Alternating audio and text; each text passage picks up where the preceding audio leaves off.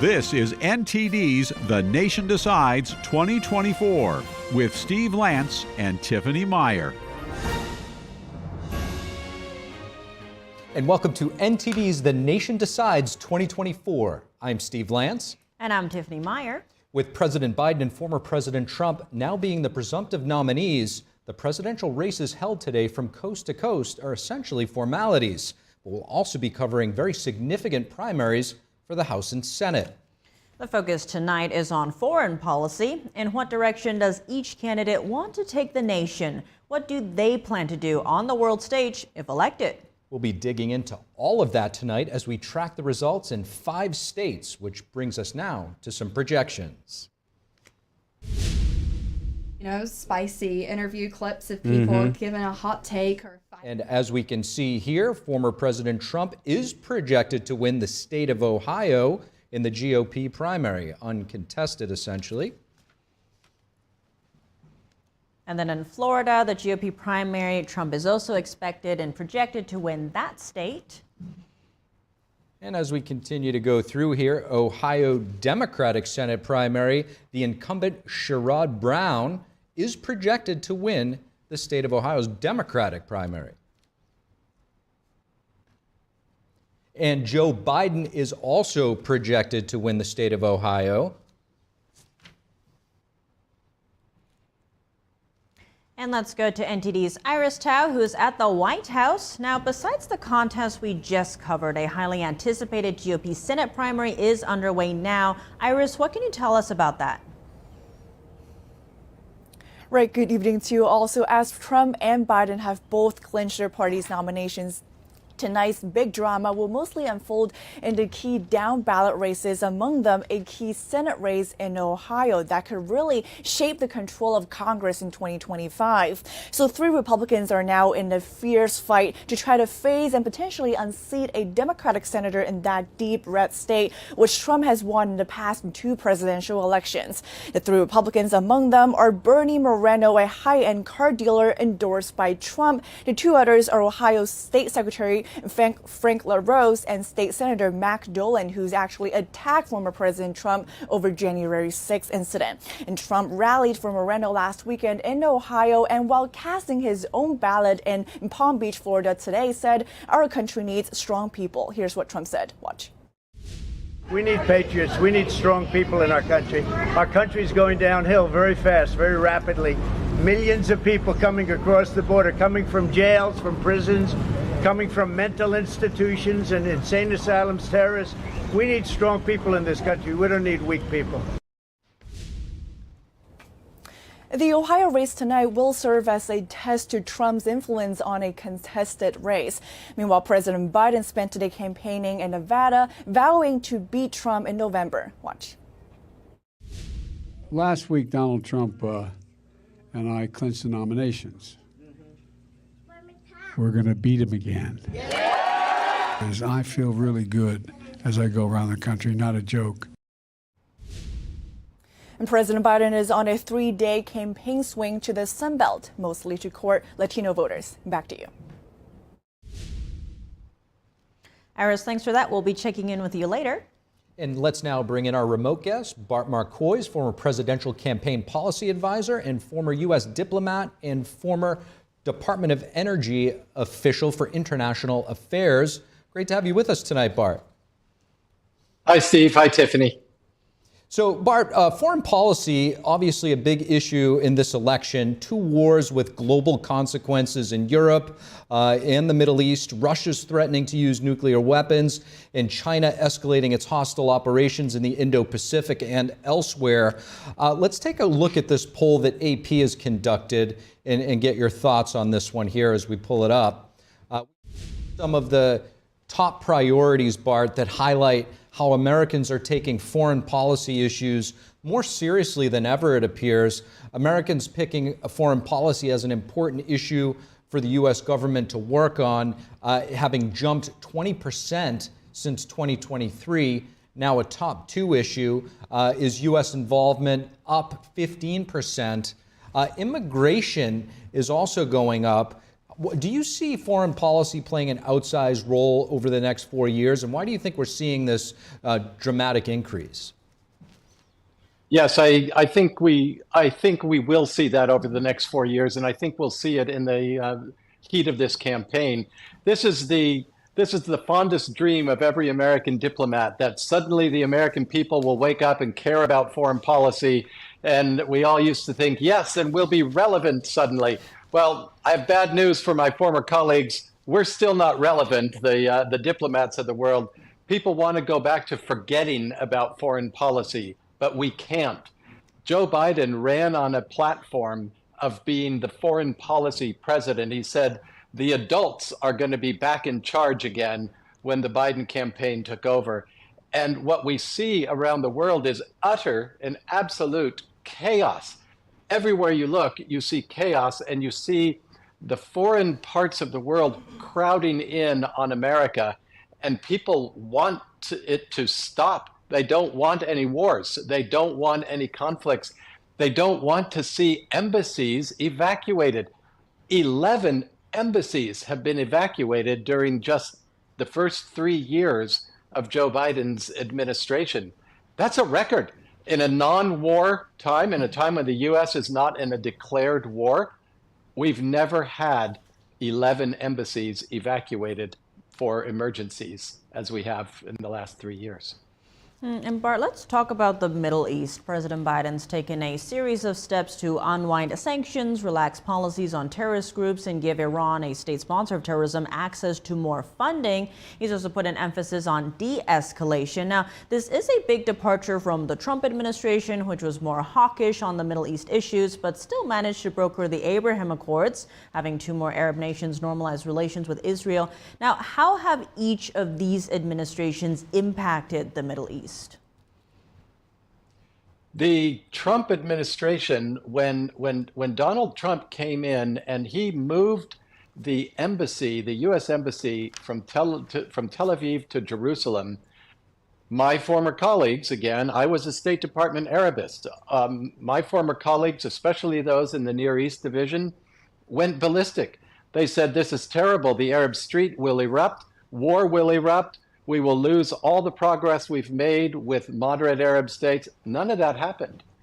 The move happened quietly, peacefully, and what Donald Trump showed was that there was no daylight between the United States and Israel, and there was a predictability in what the United States would do and what Israel would do.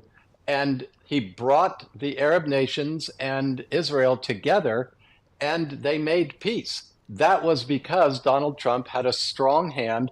It's because he brought Iran to its knees. Iran was within weeks of running out of foreign currency, and Biden came in, and the first thing he did was start giving them billions of dollars in cash again, and they spent it destabilizing the region. That's what they do.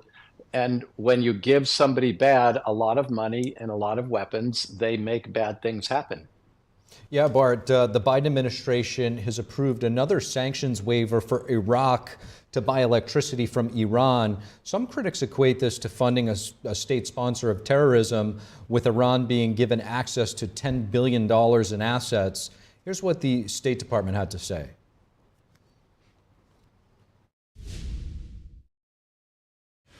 This is not just a decision that has been made by this secretary. It is a decision that was made by a previous secretary appointed by a previous president in the administration immediately preceding ours. What we have seen, and this is borne out time and time again, is that Iran is always going to fund terrorism. It's always going to fund destabilizing activities. This money helps the Iranian people because it can only be used for humanitarian purposes and other non-sanctionable goods. Bart, what is your response? I'm smiling because I've heard naive people for decades talk about how money cannot be used. This money can only be spent on this and not on that, as if money is not fungible.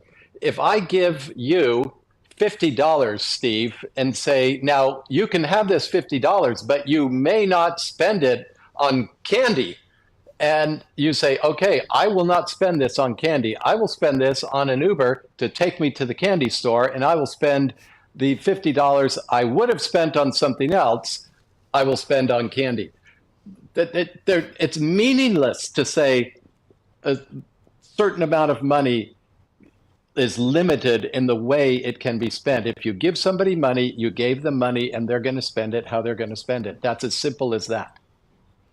And now, Bart, Israel recently confirmed the death of an American who was believed to be held hostage by Hamas. He was killed on October 7th, but only now are we getting confirmation about this. Now, what's happened to these hostages is often tied to Biden's foreign policy. His administration was hammered by critics for unfreezing billions of dollars worth of Iranian assets as part of a prisoner swap with Iran. Now, shortly after that, Iran-backed Hamas launched its attack on Israel, taking hundreds of hostages. Now, Trump also did prisoner swaps, but no price was paid for a hostage under his administration. Why would Biden pay up when his predecessor has shown this can be done in another way, one that says you can't put a price on Americans?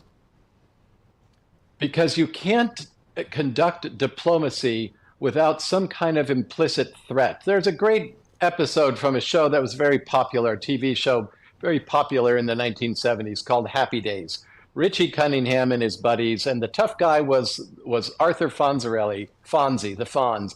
Fonz was a tough guy, and Richie was getting beat up by a bully, and Fonz said, stand up to him, and Richie stood up to him, and the bully hit him and said, and there's more where that came from. And Fonzie said to Richie, he said, Cunningham, I forgot to tell you, a threat only works if you've ever actually hit somebody for once in your life. That's Joe Biden is Richie Cunningham. Nobody takes him seriously. Nobody's afraid of him. Nobody's afraid of Antony Blinken or of Jake Sullivan. They have nothing backing them. When Trump said, you'd better do this or you will suffer the consequences, they weren't sure what Donald Trump would do. He had credibility as a president, and they were afraid to cross him. Nobody's afraid of Joe Biden. Nobody's afraid of America with Joe Biden at the helm. Even though they know it's Barack Obama behind the scenes, nobody's afraid of them. It's very sad. And to your point, speaking of which, President Biden did reverse a Trump-era terrorist group designation on the Houthis, saying it was to alleviate the suffering of Yemeni civilians under Houthi control. The Houthi slogan, by the way, includes death to America, death to Israel, a curse upon the Jews. Biden only recently reinstated the terrorist designation to some extent after the Houthis committed more acts of terrorism. So when dealing with terrorists, does aggressive, forceful action work better than de-escalation? Oh, absolutely. And it must be immediate. When Biden took a retaliatory action against the Houthis last month, 2 months ago, he telegraphed it for nearly 2 weeks before he actually did anything. And then he blew up a bunch of cinder block shacks out in the middle of nowhere in northern Yemen. There was nothing left in those shacks. There were no bad guys hiding in the shacks. The missiles had been taken out. The drones had been taken out. He spent something like $60 million blowing up some cinder blocks. It was absolutely useless. When I lived in Yemen for 2 years in the 1990s, nobody ever heard of the Houthis. They were just a family. They were a tribe up in an ungovernable part of Yemen, the province of Saada. And we didn't go up there, but they kept to themselves. It was only after Iran was given tens of billions of dollars that they then gave to the Houthis, that the Houthis became a threat and they took over Yemen. One Marine Expeditionary Unit could take out all of the Houthis in Yemen and destroy them. I'm not suggesting that we do that, by the way, but they are not a real military threat without all of the backing and all of the money from Iran. They have advanced technology, they have missiles, they have drones, they have rockets, and they are only a force to be reckoned with because they have sophisticated weaponry, and they are fairly disciplined. They're a very disciplined tribe. compared to the rest of the Yemenis. Bart Marcois, really fascinating discussion. Greatly appreciate you joining us. Thank you so much. It's always a pleasure. Thank you for having me on. And right now, we're going to pull up some of the Senate races, key Senate races this evening, which we're going to be tracking as the data does come in. Let's take a look at those right now. Pull them up on our screen here. We have the Ohio GOP Senate primary. You have Matt Dolan and Bernie Moreno, and then Frank LaRose. Mostly, folks are anticipating this race to be between Matt Dolan and Bernie Moreno. We'll be keeping an eye on that throughout the night. And our special coverage is just getting started. When we return, Data Hub 2024 with NTD's Dave Martin. That and a lot more when we return.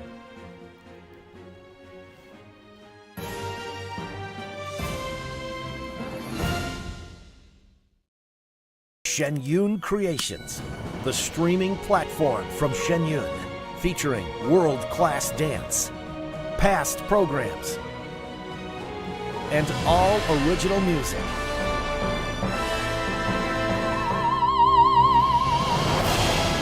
Masterclasses, behind the scenes, comedy, and more. Explore shenyuncreations.com. Hey everyone, it's me, Sebastian, and it is a beautiful day today. We have so much to be grateful for, so just remember, if you see someone without a smile, give them one of yours. I just love inspiring people to be the best they can be, and the reason I'm able to inspire so many people is because people like you who inspire me with your support of Shriners Hospitals for Children. Since I was little, I've broken 100 bones, and I've had 19 surgeries. Shriners Hospitals for Children was with me every step of the way. But more than that, they've given me the confidence to know I can do whatever I set my mind to. Like right now, I've set my mind to sharing my smile with you. Did you get it? Because of people like you, I can play the violin. I can play piano. I can understand. The help I get is only possible because of caring people like you who pick up the phone and call the number on your screen to make your monthly gift. And when you call or go online right now to donate $19 a month or more, we'll send you this adorable Love to the Rescue blanket as a thank you and a reminder of all the smiles you're bringing to kids' faces every day. Kids like me. And me. And me. And me. So what are you waiting for? You can inspire kids like me by visiting loveshriners.org. After all, you can't help everyone, but you can help someone. So let's go! Thank you. Thank you. Thank you for giving.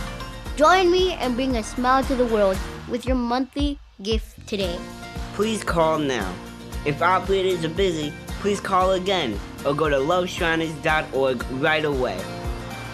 Join me and bring a smile to the world.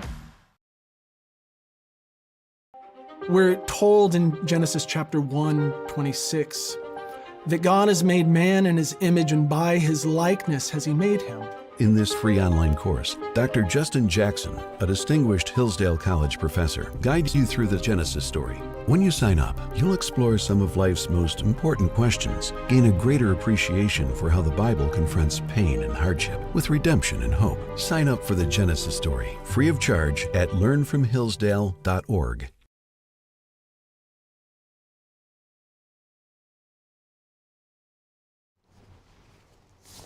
And we're back with NTD's The Nation Decides 2024. I'm Steve Lance. And I'm Tiffany Meier. Let's go on over to the Data Hub with NTD's Dave Martin. Dave, what do you have for us?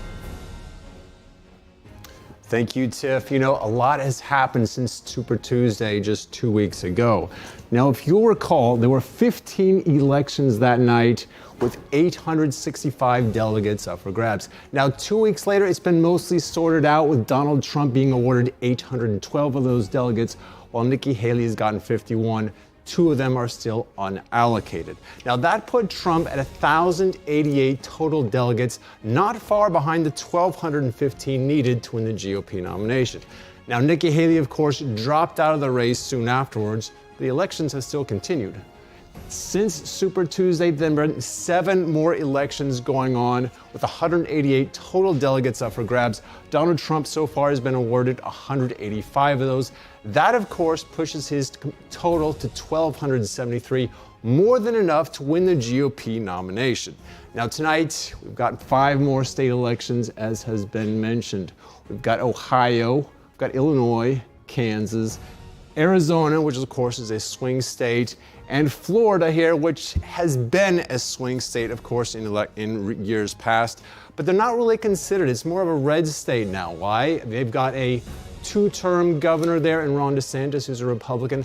Plus, in the last 2 elections, Donald Trump has won this by somewhat increasing margins. Now, here is the last 6 presidential elections from Florida. Now, of course, there's a 2000 contested one where Bush won narrowly, but then he won by a sizable margin in 2004 before Obama took this in both 2008 and 2012.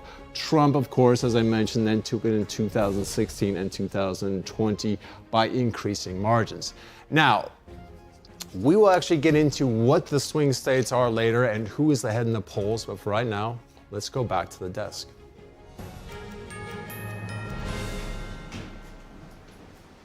All right, Dave, thanks for that. We will be checking in with you later. And now to our in-studio panel, where we have Gerard Filitti, political strategist, senior counsel of the Lawfare Project, and Dante Mills, political strategist and national trial attorney of Mills Edwards. So guys, President Biden continues to blame Trump for the January 6th Capitol breach, essentially using what happened as a warning to Americans that democracy is on the ballot this November. Dante, we'll start with you. Do you see this as a winning strategy for 2024 for the president? I think it's a conversation that he has to have, because the nation is really split on what happened on January 6th. And I think for him not to address it, he allows the narrative that Trump is pushing forward to prevail. So he does have to push back some and say, no, it shouldn't have happened. We want a nation of laws. We want our elections to be solid and not to be questioned. And I think President Biden has the obligation to make that an issue here. And I think it's going to bring somebody on his side who would otherwise say, I don't want chaos after this election, so let me make sure my vote counts. I put in my vote for President Biden for the next term so that there's it's not up in the air, right? There's no question at the end of this election cycle. So Gerard, what do you think Republicans have to do to counter this campaign strategy? I think in part they're already doing it. They have the narrative that this election is important for democracy because Trump is being targeted politically in litigation, in lawsuits, and in criminal prosecutions. And what they're trying to establish is to set the narrative that this is something that's fundamentally unfair, that Republicans need to get out to vote because their vote is not being counted. Their vote is being affected by criminal procedures being brought against Donald Trump. So they're making this as well about a fight for democracy, but they're positioning themselves as the true saviors because of the corrupt system that's going after Republicans. Continuing on that, I want to look at some polls on this issue. There's a poll by CBS News and YouGov that found voters were given some choices on the question of, whether democracy and the rule of law will be safe as it relates to this election. Now, 34% said only if Biden wins, 33% said only if Trump wins, and about 33% chose if either wins or won't be safe either way. Now, Dante, why do you think Biden has prioritized a message on democracy when most Americans don't really see him as the solution, just based on this poll? Because he's jumping on the fact that Americans see Trump as the problem, right? So whether you see Biden as a solution or not, if you see Trump as a problem, Biden is saying, I'm another option.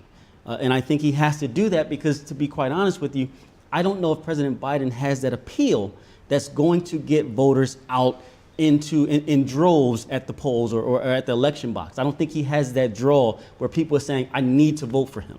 So what he has to do is he has to turn the tide and say, okay, you may not be drawn to vote for me, but here's a bad guy. You don't want to vote for him. You want to make sure your vote counts against him. And that's the strategy that he's using. I think his team is smart to make that the political strategy. That's really fascinating. Gerard, what do you think of that argument? Is that why people are voting for President Biden? I think that does have a lot to do with it. It's not just about the message of why you should vote for me. You also have to explain to Americans why you shouldn't vote for the other guy. Donald Trump did that very successfully in 2016. He got the never Hillary vote. And now we're seeing Joe Biden playing that as well. You're convincing people not just that it's important to vote for Joe Biden, and he still needs to define an agenda, but you're explaining to people the importance of voting for me is I'm not Donald Trump. Donald Trump is dangerous, so come and vote for me. Democracy is at stake. That's a message that resonates to some. And if we could pull that poll back up again, I do find it fascinating, the democracy and rule of law poll. When you look at the numbers, it's so close there between Republicans and Democrats. It leaves you to think, the spread below it. If neither wins, and don't be safe. Essentially, I'm looking at that and I'm seeing that the base is rather baked in. So, Gerard, how important is the, moderate vote and the undecided?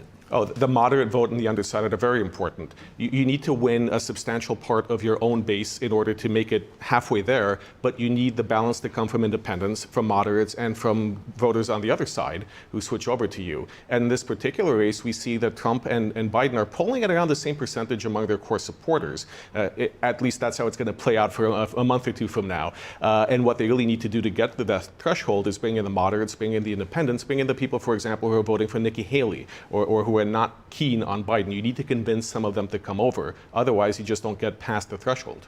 So, Dante, to that point, what do you see President Biden's message being to that kind of independent voter that's not really, I wouldn't say buying into, but not resonating with the democracy is on the line strategy? That I'm not extreme. And I think the poll, what it really shows is it's a sad state where you feel like if your candidate does not win, the system did not work. That's not how it's supposed to be. We're supposed to place our vote and may the best candidate win. But now we're at a point where it's so, it's a battle where if my guy doesn't win, then something was done in order for that to happen. If Trump doesn't win, then the system was rigged. Or if Biden doesn't win, the system is rigged. We got to bring it back to the middle of, we all have our perspectives, we all get our one vote, and whoever gets the most votes win. Now, the most votes are going to come from that middle. I think there's people who are going to vote for Trump no matter what he does. He even said that. Right? We all remember him saying, I could shoot somebody in the middle of Fifth Avenue. And that's true. There's some people who's going to vote for him no matter what. I think Biden has a smaller number of people that will vote for him no matter what. But combined with people who will never vote for Trump, I think that number kind of balances out. It's who can get that middle group, who can pull Nikki Haley's voters. And say, if Biden can say, I'm going to be in the middle enough that I'll take care of you guys, Trump is not going to listen to you. Or can Trump say, I'm going to sway a little bit and come towards the center so that Nikki Haley's voters are welcome in my camp? I think whoever does the best job of that, that's who's going to win this election. We also have the potential third-party spoilers with RFK Jr., but that's a later topic. But continuing on the issue of democracy, now there's been an update on the January 6th committee hearings. Republicans have released the transcript of the agent who drove the presidential SUV, the Beast, on J6. Now, he refuted what White House aide Cassidy Hutchinson's testimony of a third-hand story had said. Now, here's a clip of that testimony Hutchinson gave to the mostly Democrat committee. Let's play that now. So once the president had gotten into the vehicle with Bobby, he thought that they were going up to the Capitol. And when Bobby had relayed to him, we don't have the assets to do it. It's not secure. We're going back to the West Wing. The president had very strong, a very angry response to that. Tony described him as being irate. The president said something to the effect of, I'm the effing president, take me up to the Capitol now. To which Bobby responded, sir, we have to go back to the West Wing. The president reached up towards the front of the vehicle to grab at the steering wheel. Mr. Engel grabbed his arm, said, sir, you need to take your hand off the steering wheel. We're going back to the West Wing. We're not going to the Capitol. Mr. Trump then used his free hand to lunge towards Bobby Engel. And when Mr. Renato had recounted this story to me, he had motioned towards his clavicles. So it turns out that the driver said Trump never grabbed his steering wheel and that he didn't see Trump reach for it at all. Now, however, it was Hutchinson's testimony that was highlighted during a televised hearing by the committee. Now, a Republican oversight report says the committee had the hearing months before even getting the driver's side of the story on these very serious crimes against Trump and claims. Now, same thing happened with Agent Bobby Engel, who said he didn't recall Hutchinson's story. Now, to many, the committee was pushing a dishonest narrative about Trump. Now, given these revelations, Gerard, how might this impact voters who had put trust in this mostly Democrat committee, given this report that's coming out? I hate to say it, but for the people who put trust in this committee and see this committee as essential and their conclusions as rock solid, they're not going to change their minds. They're looking at this. We heard this testimony almost as if she were sitting there, almost as if it were firsthand. It's hearsay. It's not something you're getting now, the testimony of the people who were actually in the car, and it's different. So this really shows that there was a rush to judgment, and people who had not already decided that this committee did the right thing, they're the ones who are paying attention. They're the ones who are listening to this. It's that moderate block of voters that this appeals to. People who've already made up their minds about Donald Trump on January 6th, this won't make a difference to them. And Dante, how do you view this whole difference with, say, the televised version versus what we're now getting? I don't know if there's anybody left who hasn't made up their mind about January 6th. Either you think it was the right thing or the wrong thing. I don't know if there's a middle ground still that's available. And I think most people have decided that. Even this story, if Trump really desperately wanted to go to the Capitol, did he really think that they were going to try to seize it, or was he just there rallying the people? I mean, even that narrative can go either way. You can say Trump wanted to be there to rally the people, or you can say, no, he wanted to be there to really force people into action and to do something. So no matter what the facts are, if you've taken a side, I think you can craft those facts to fit your side. I don't think January 6th is really going to have much more impact on this upcoming election because people's minds are made up and they've decided on that issue already. Well, we do have a lot more to cover. We'll be right back after a very short break. Stay with us.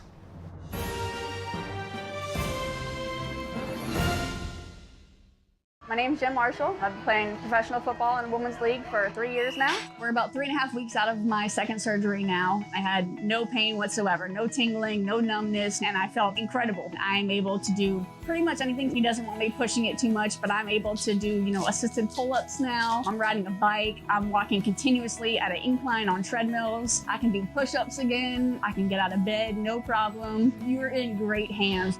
Bonatti succeeds where others fail. Did you know the government can essentially rob you in plain sight? Former Fed Chair Alan Greenspan warned, deficit spending is simply a scheme for the confiscation of wealth. But he added, gold stands in the way of this insidious process. Birch Gold Group has helped thousands of Americans diversify their IRA or 401k into gold. To get a free info kit from Birch Gold, text PREPARE to 989898. Again, text PREPARE to 989898 right now. Tangazo hili linahusu njaa. Tarajia kuona watoto wakiwa na njaa katika maeneo haya. Mambo yalikuwa bora kwa miaka mingi. Tuliweza kupigana na njaa na watoto wachache walikufa. Lakini sasa mambo yamebadilika na kwa mabaya zaidi. Hii ni kwa sababu wakati huu ukame umeangamiza zaidi. Через війни та конфлікти ми мусимо залишати наші домівки і всі наші речі. Ми навіть не маємо їжі. Тому нам потрібна ваша допомога. Millions of children are fighting to survive due to inequality, conflict, poverty, and the climate crisis. Save the Children is working alongside communities to provide a better life for children. And there's a way you can help. Please call or go online to give just $10 a month. Only 33 cents a day. We urgently need 1,000 new monthly donors in the next 30 days to help the children we support around the world. You can help provide food, medicine, care, and protection, plus so much more that a child needs, by calling right now and giving just $10 a month. Ви можете допомогти голодуючим родинам вижити. All we need are 1,000 monthly donors in the next 30 days. Please call or go online now with your monthly gift of just $10. Thanks to generous government grants, Every dollar you give can have up to 10 times the impact. And when you call with your credit card, we will send you this Save the Children tote bag as a thank you for your support. Toto kote duniani potrzebują waszej pomocy. Your small monthly donation of just $10 could be the reason a child in crisis survives. Please call or go online to hungerstopsnow.org to help save lives today. There are 16 million children struggling with hunger in America. This is a serious problem, but one we can solve. Visit feedingamerica.org to help. Together we can solve hunger. Together we're feeding America. Hey Bobo, do trees tell each other stories? I'm sorry, I'm afraid I don't know that. Hey, why don't we go find out? Listen. Do clouds take naps? I couldn't tell you. Dad, do stars visit their friends? Look!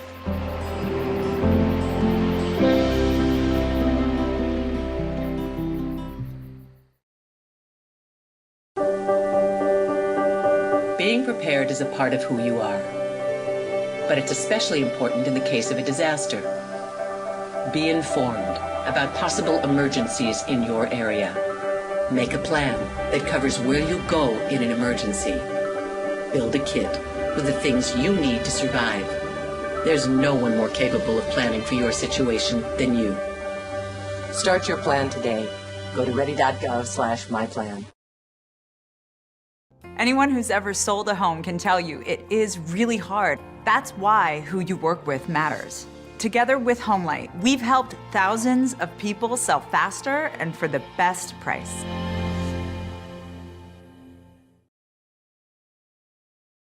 Presenting the heritage of traditional Chinese martial arts, fostering martial ethics, and reviving the true tradition. The preliminaries for the 2024 NTD International Traditional Martial Arts Competition will be held across New York, Taiwan, and Germany. The grand finals will be broadcast live online worldwide in August 2024. For more information, please call 1-888-477-9228.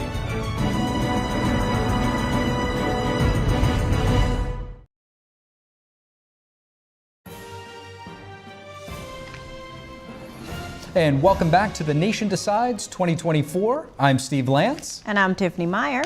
And we're here at the big wall with NTD's Dave Martin. The presidential election is really ultimately going to come down to a few states. But right now, Dave, first, let's talk about some of these non-swing states to sort of set the table as to how important those swing states will ultimately be. Yeah, actually, let's start off with Biden right now. Now, Biden is likely to take these 20 swing states. That includes, of course, here Washington, D.C. Now, if you add up those 20 swing states, he's up to 224. These aren't swing states, Sorry, right? non-swing states. Thank you, Steve. Yep. Very, very important there. Now, I'm not including Nevada here, even though Biden took it 4 years ago and Clinton before that. It's like an iffy non-swing state, if you will. Now let's look at Trump's likely wins here. 24 states for him, that non-swing states, of course. Now that takes him to 217 electoral votes, so 7 less than Biden there. Now, as I mentioned earlier, we're not including Florida as a swing state, and that's pretty big because that's 30 electoral votes right there. Only California and Texas have more. Just to be clear, Dave, these states are essentially baked in for the candidates. Exactly. Now, if you notice here, I'm not including North Carolina. That's like Trump's iffy swing state. He's won at the last 2 elections, and that's a big one too. That's 16 electoral votes. That one we're still counting as a swing state. Now, what are the actual swing states? Let's bring those up here. There are 7 swing states right here. Arizona, Nevada, as I just mentioned, Wisconsin, Michigan, Georgia, Pennsylvania, and North Carolina. That is 93 electoral votes there. The winner of these likely is going to win the presidential race, of course. And Dave, given what you were laying out earlier, it looks like Trump might need some of these toss-up states more than Biden. What is the polling showing in terms of how those two candidates are doing? Yeah, let's take a look at those. Let's start first in Arizona. Now, Arizona has 11 electoral votes. Now, this is the Real Clear poll average from 10/22 to 3/11/24. So over about a 5-month period. Trump with an average of just about 48%, with Biden at about 42.5%. That's a 5% lead average over the last 5 months. Now, as you can see here in the 2020 elections, Biden took this by a very slim margin, 49.4 to 49.1. Now, Arizona, like a lot of the country has said, economy, of course, was the most important issue. The border, I was actually surprised, was actually down at number 5. But this is a big one, 11 electoral votes here in Florida. That is quite the jump, considering that Biden barely scraped by and Trump is leading by that much. Yeah, this is a very surprising one to me. There are several here that he's leading by like 5%. It's a very surprising. This would be huge, of course, if he took Arizona like he did in 2016, actually. Dave, what do you think some of the factors are that are driving such an increase here in the 2024 election? Yeah, you know, the economy seems to be the big one, not just like salaries or anything. It seems to be inflation too. This is hitting a lot of like those rural areas, especially hard. The price of gas, the price of food. Those people who have manual jobs, this is definitely affecting them. And this seems to be the case here for both Arizona and Nevada, I might add, which we'll look at next. Arizona, obviously a big border state as well. That's probably driving a lot of people to consider their choice. Dave, with that said, what are some of the different paths to 270, and how critical is the swing state of Pennsylvania?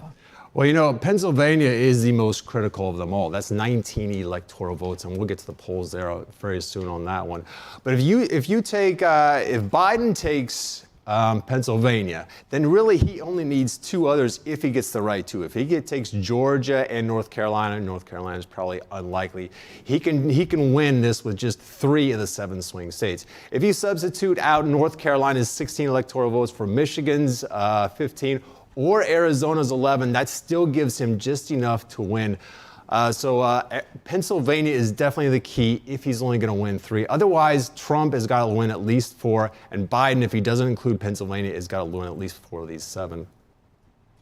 Now let's look at the next state. This is Nevada here. Now Nevada had 6 electoral votes. As you can see, this is another big lead here for Trump, 46% to around 40%. As you can see here in 2020, this was another Biden win. Very small, obviously, 50 to 47, but it seems to be some of the same voter issues, a lot of it regarding the economy, more with inflation on that too. Now let's go to the next state. This is Wisconsin. Wisconsin is 10 electoral votes here. Excuse me. This is a very close one, obviously, 46 to 45. And again, this is over a 4-month period there. Now, as you can see, Biden won this by a very slim margin in 2020. This is 10 electoral votes right here. Now, Biden really has made this one a priority. You know, this was one of his first stops on his post-State of the Union address, barnstorming tour. Meanwhile, the GOP, you know, they have their nominating convention in Milwaukee in July. So this, you could say, is a real battleground state. Both camps definitely want this state for sure. In the Rust Belt as well. Yeah, exactly. Good point. Now let's look at Michigan next. Michigan has 15 electoral votes. Again, this is a 3.5% lead, 46.5 to 43. As you can see, Biden's lead was just 2.5% 4 years ago over Trump. Now, of course, there's plenty of Muslim Americans in Michigan, as well as Arizona and Pennsylvania, with the Israel-Hamas war not looking too good for Biden with those polls right now. That could be part of the reason for these numbers going on. Right, with that massive uncommitted vote that we've been seeing so far. Yeah, so, you know, if that war, say that war ends all of a sudden, would these, like Michigan, Arizona, Pennsylvania, would they flip a little bit more towards Biden if that should happen soon? that would be a very interesting development here. I think an interesting point, too, when it comes to Michigan, Trump won Michigan in 2016, Dave, just by, what was it, 10,000 votes? Yeah, it was very, very small. And now we're seeing, to Tiff's point, with the uncommitted vote in the primary for Biden, over 100,000 people. So that could come into play this election year. That's a great point. Now let's go to Pennsylvania. As we mentioned earlier, Pennsylvania is the biggest key. 19 electoral votes. This is the biggest of the swing states. This is more than Arizona and Nevada combined. Then we just got 17 there. Now Trump took this one in 2016. It was a huge surprise. You can see right now it's a very close. This is almost a toss-up, 46 to 45.5. And it was very close 4 years ago.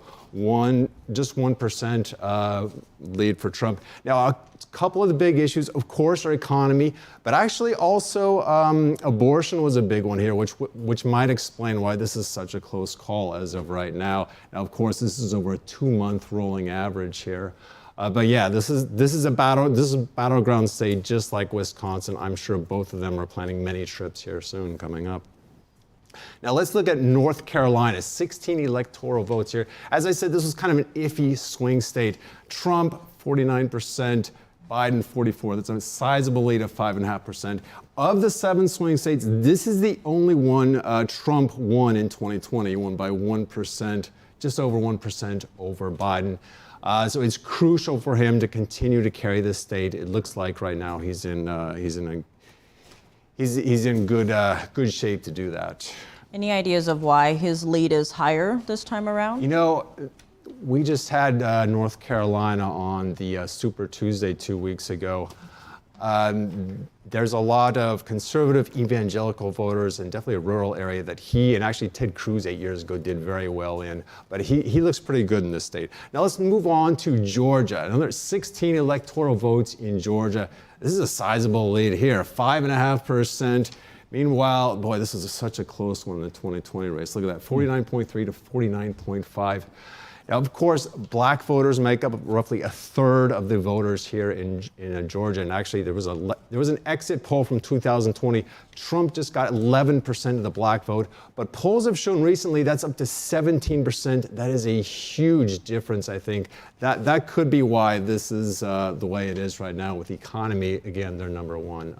Also in Georgia, Dave, you have the focal point of the Trump lawsuits there with Fulton County playing out, among other things. Yeah, exactly. You know, actually there was videos of him driving down the streets, you know, in all those black SUVs with a lot of people cheering him on, actually. It was somewhat surprising to see that. So whatever the case is, he's got a sizable lead there in Georgia right now. Dave, and we got one more, I think, here for you, Dave. Or this is it. This is it. That's number 7. Well, you got your work cut out for you. Dave Martin at the Big Wall. Thank you so much, Dave. And we'll be right back with more of The Nation Decides 2024 in just a few short moments.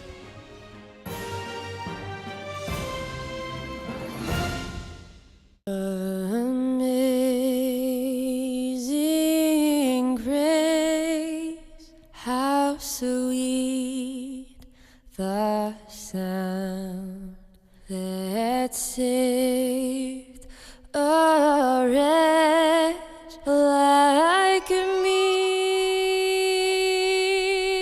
I once was lost, but now I'm found. Was blind, but now I see. They're just kids, hungry, homeless, and vulnerable. Abused kids often feel safer on the street. Now, more than ever, that's the most dangerous place of all.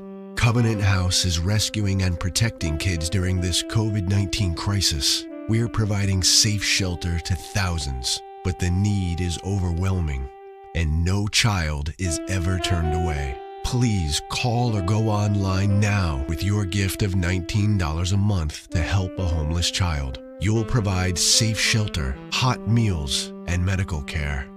Your gift will show our kids they're loved. Homeless kids are afraid and alone, with nowhere else to turn. You want to know that there's somewhere you can go that's safe. So the Covenant House did that for us. Please call now. With your gift of $19 a month, we'll send you this soft, comforting blanket to show you're helping our kids. Please don't wait. In our national crisis, your gift is the lifeline a child needs. Please call or go online to safeplacetosleep.org now. Thank you for saving precious lives.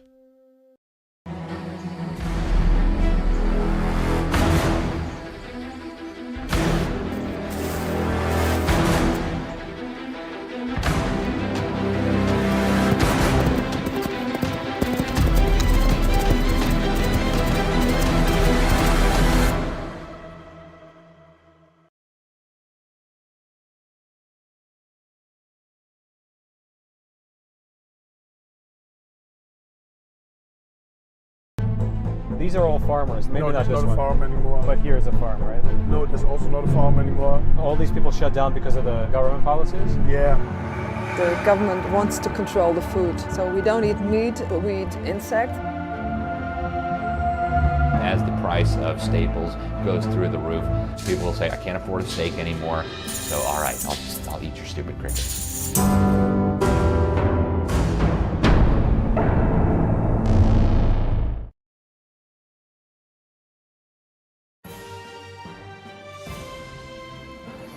And welcome back to The Nation Decides on NTD Television. I'm Steve Lance. And I'm Tiffany Meier.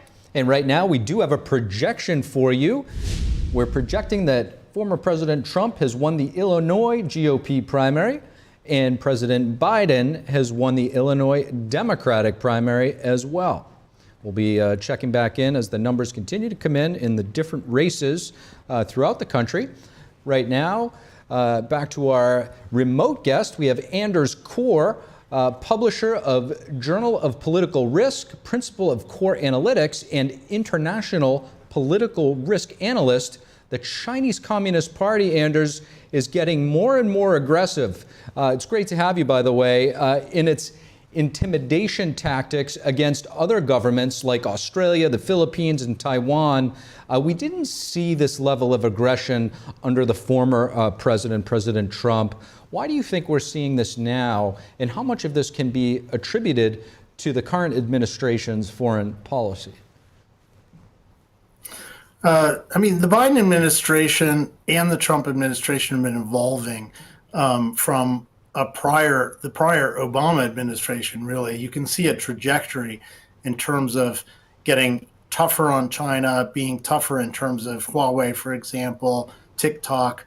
The U.S. government and is going along with the American people, basically, and getting tougher over time on China. And it's for exactly the reasons you've mentioned, which is that China is amping up its aggression everywhere from Taiwan, Philippines. Just today we hear that Iran and China maybe are, hacking into water systems in the United States. So, things are really coming to a head. Anders, I want to play this clip of Trump that's caused a bit of a stir in the media. Let's play that, and then we'll get your reactions to that.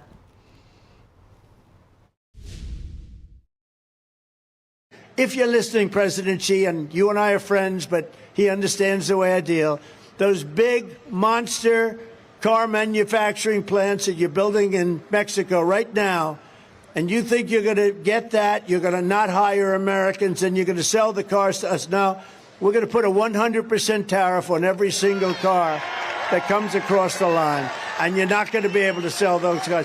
If I get elected, now, if I don't get elected, it's going to be a bloodbath for the whole. That's going to be the least of it. Now, Anders, some media outlets spun that clip highlighting the bloodbath part, but I want to talk about the policy he mentioned there. Now, Trump had taken heavy action against China with tariffs and brought President Xi to the negotiating table, getting a phase one trade deal out of it. Now, if Biden were to win this November, do you see him and his administration at any point in the next 4 years taking a position as aggressive as the one that Trump mentioned at his rally over the weekend? I would say it's hard to say, and I know that's not what some people want to hear, but I think it's hard to say. There are certain things where Biden has surprised us in terms of being tough on China. He promised to defend Taiwan, for example, if China invaded. That's something that didn't happen prior to Biden. So it's hard to know. I do see the U.S. government evolving even under Biden on the China issue, and but granted, Trump was the one who broke the mold on the tariffs. He's much more, positive towards tariffs, which I think is a good thing personally. And I think he's got exactly the right approach to Chinese companies relocating in Mexico in order to evade U.S. tariffs. I think that's exactly right.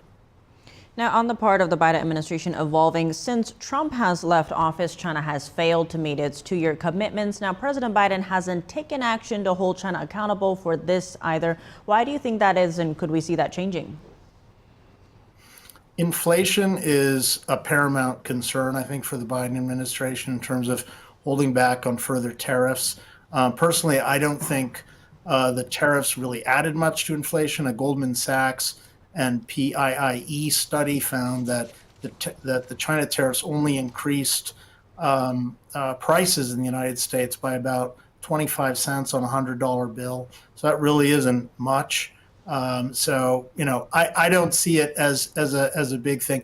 I think that tariffs, what they do is they increase the chances, as long as we're gradually increasing tariffs so that our supply chains have a chance to evolve accordingly. And we're friendshoring and we're moving things away from China. I don't think it's going to affect prices too much. And if you trace many of the world's problems today, all stem back to Beijing and the power that we've given them through hundreds of billions of dollars of trade every year. They're using that power to support Russia, Iran, North Korea.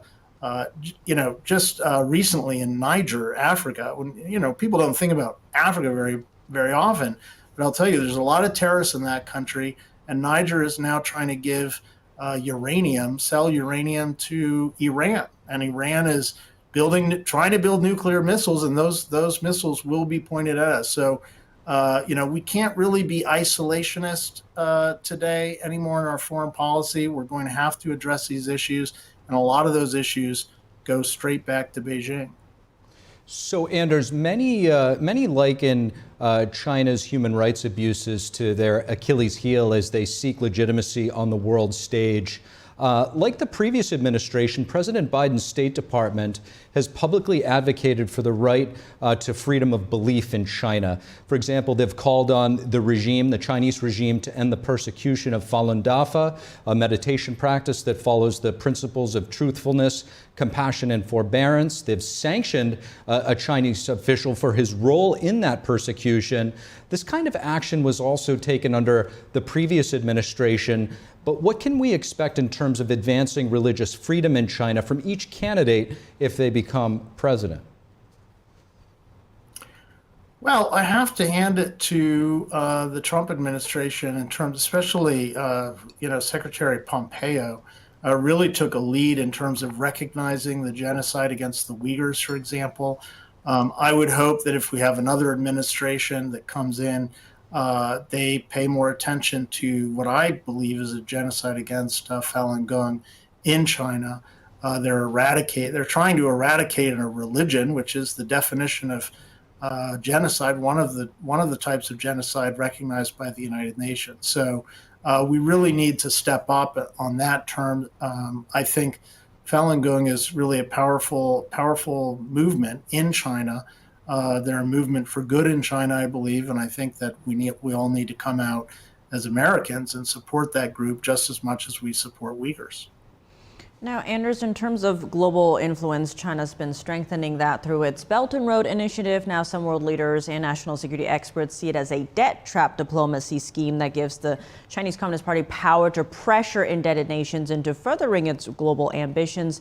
Now, the Trump administration started the Blue Dot Network to counter China's Belt and Road Initiative. Biden has continued the program and also launched the India, Middle East, Europe Economic Corridor last year. How has each administration fared on countering the CCP's Belt and Road Initiative?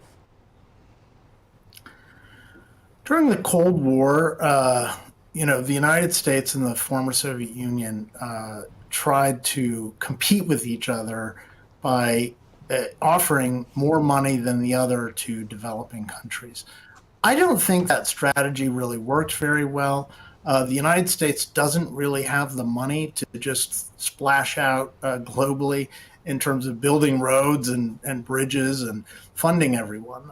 I think we need to look at a stronger sort of not only incentives to do the right thing, but disincentives in terms of denying access to countries that are friendly to China, Russia, Iran, North Korea, what has been called the axis of evil. These countries really shouldn't have access to our markets, and we should tariff them. And I think that the Trump administration is actually more likely to do something like that than the Biden administration has been. But so I just don't trust very much in this idea that we're going to be able to counter China's Belt and Road Initiative with our own. We already have the International Monetary Fund and World Bank that does provide credit to countries when they need it. What we should be making sure of is that the American money that's going into those institutions is not used to bail out countries like Pakistan after they've taken so many loans from China that they can't pay them back, and we end up funding China through these institutions. Underscore, thank you so much for joining us tonight. Thank you. And we've got a lot more coming up tonight on The Nation Decides. We'll be back shortly. Stay with us.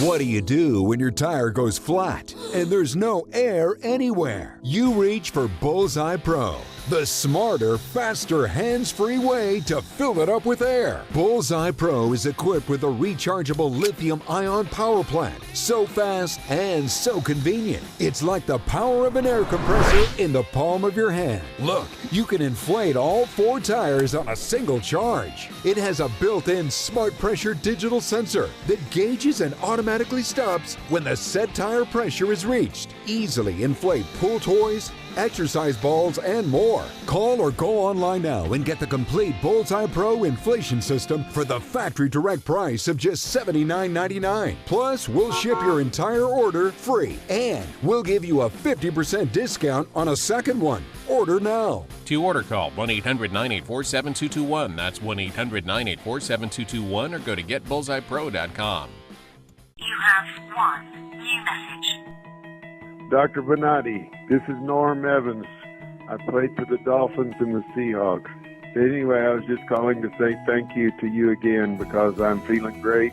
No more back or neck problems after all these years, and I'm doing well thanks to you. I just wanted to say thank you and let you know I was thinking about you, and I always do.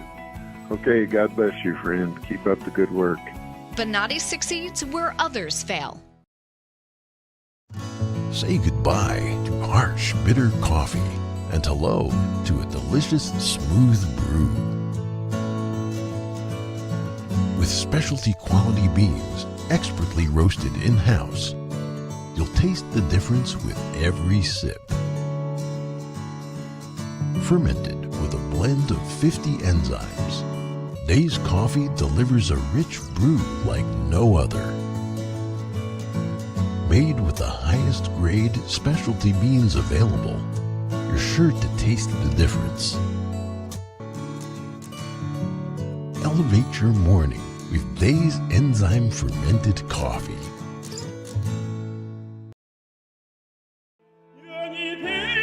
The 9th International Chinese Vocal Competition is scheduled to take place in New York City in September 2024. We are proud to announce that this year's panel of judges will include distinguished vocalists from the globally acclaimed Shen Yun Performing Arts. The prestigious Gold Award includes a $10,000 prize. For additional details, please visit vocal.ntdtv.com. Got a new house.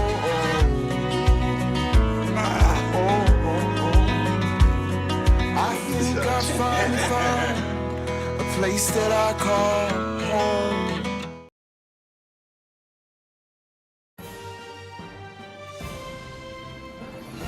And welcome back to our special live coverage on The Nation Decides 2024. I'm Steve Lance.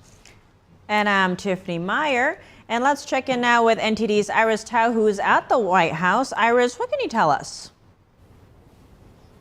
Good evening to all of you. So right now, President Trump is celebrating his wins in Florida and Ohio on Truth Social. And President Biden, meanwhile, is campaigning right now in Phoenix, Arizona after 2 stops in Nevada today. And while in Nevada, President Biden took aim at former President Trump over infrastructure investments. Watch. Must remember, my predecessor kept talking about infrastructure weak for 4 years. We didn't build a damn thing. You all think I'm kidding, I'm not. I propose and sign the most significant investment in our nation's infrastructure in generations.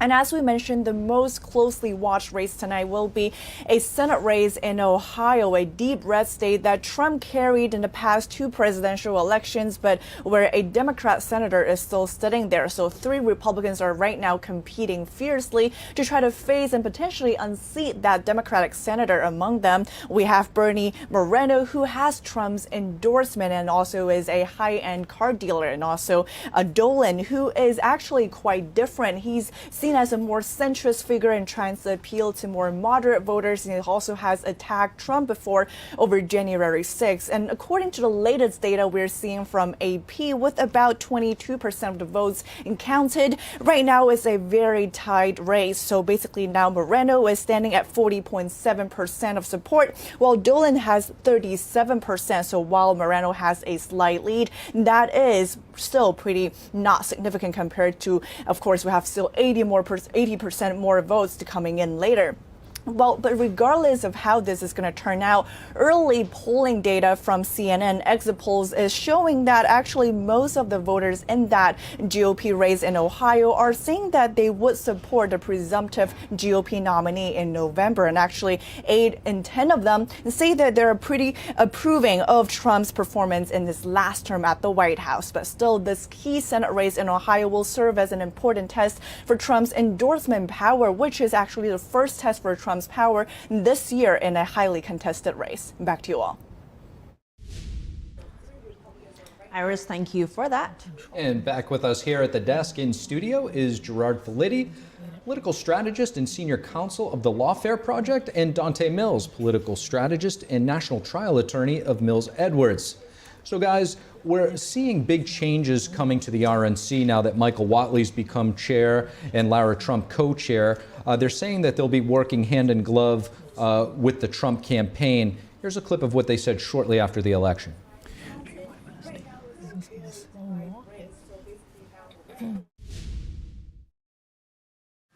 In order for Republicans to win, we must focus on 2 primary missions: getting out the vote and protecting the ballot.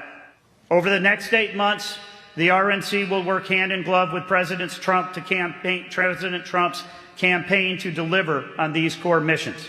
We are going to make sure that every single penny of every dollar raised goes towards one goal, which is winning. How do we do that? We have to have election integrity like we've never seen before in this country. Right? We've got to play the game a little bit differently. We have to encourage people to do things like early voting.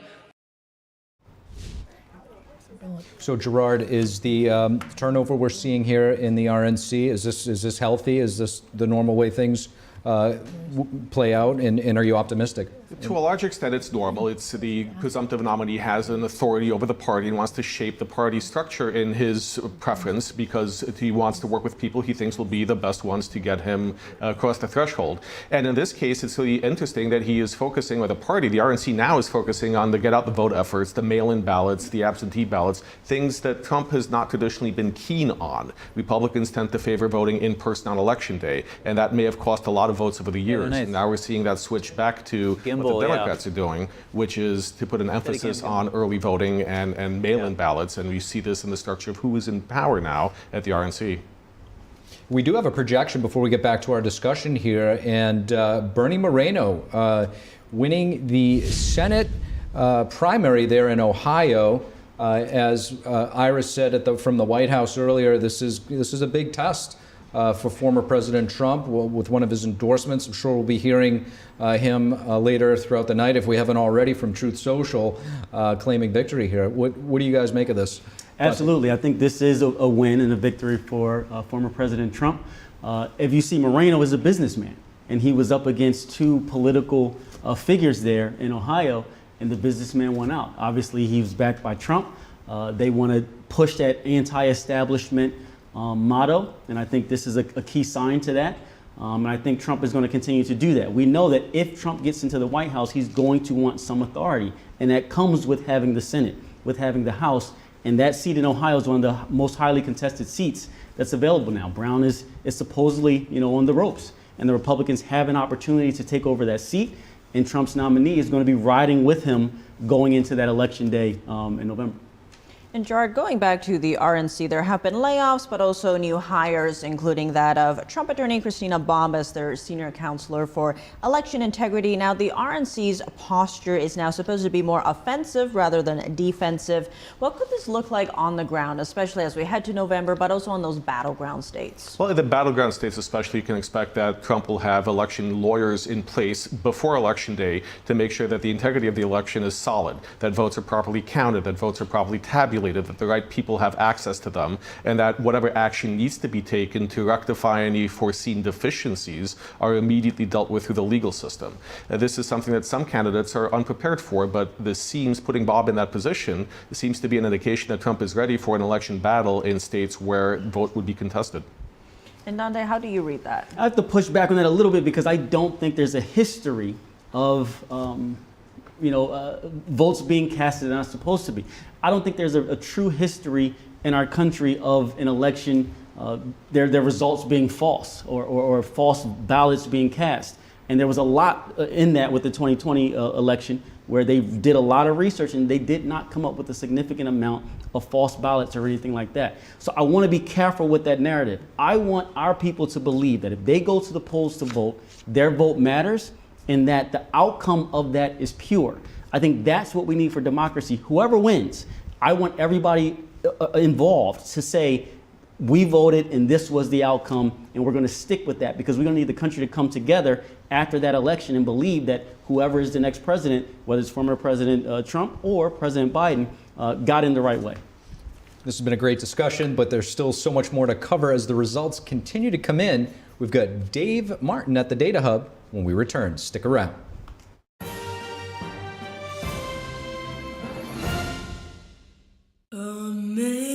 Amazing grace, how sweet the sound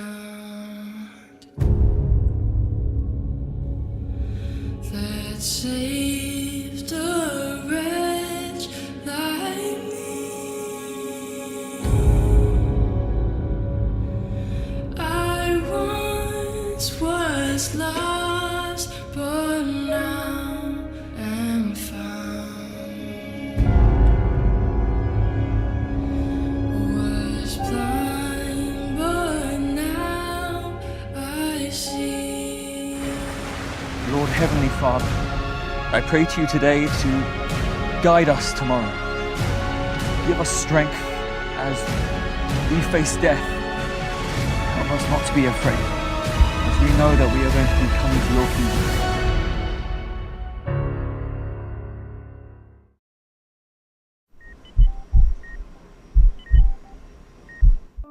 I had a pretty normal mom life. Everything was pretty good, and it was a very happy life. And we just had a new baby. And then all of a sudden, within a day or two, she's on life support and fighting for her life. Then I knew something was pretty wrong. A little less than a week after I came home, I couldn't breathe. That's when we decided to go to the hospital. I was given the diagnosis that I had peripartum cardiomyopathy, which is basically a pregnancy-induced heart failure. They told me my only chance was a heart transplant. And the American Heart Association helped make that possible. Their research helped save me. This could not happen without monthly donations from friends like you. Your sustained support helps fund life-saving research that leads to medical breakthroughs, like those that gave Jen a second chance at life. Heart disease is the #1 killer in America, and we urgently need your help to save lives. Go to helpheart.org or call now to become a monthly donor today. Your donation of only $19 a month, just 63 cents a day, will make a difference through prevention, early detection, treatments, and cures that help save lives. I am very thankful for the American Heart Association. I'm grateful for just every day that I get with my children. Please go to helpheart.org or call now with your donation of just $19 a month. Join our community of monthly donors, and you'll get this limited edition t-shirt you could wear to show you're helping save lives. One simple act today can save your life or the life of a loved one. So please, call or go to helpheart.org now to help save lives.